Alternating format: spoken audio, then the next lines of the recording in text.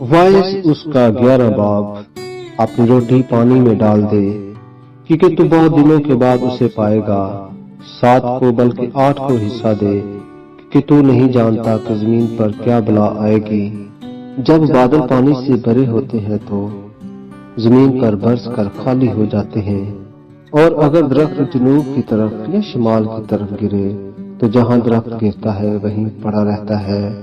جو ہوا کا رخ دیکھتا رہتا ہے وہ بوتا نہیں، اور جو بادلوں کو دیکھتا ہے وہ کاٹتا نہیں۔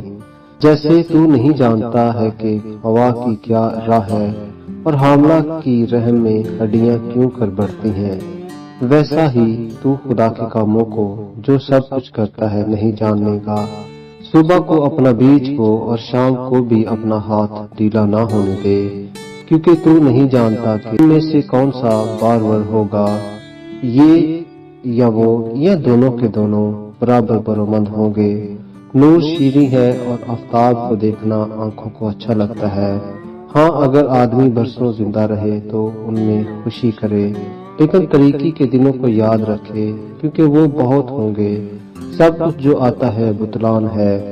اے جوان، تو اپنی جوانی میں خوش ہو اور اس کے ایام میں اپنا جی بھلا، اور اپنے دل کی راہوں میں اور اپنی آنکھوں کی منظوری میں چل، لیکن یاد رکھ کہ ان سب باتوں کے لیے خدا تجھ کو عدالت میں لائے گا۔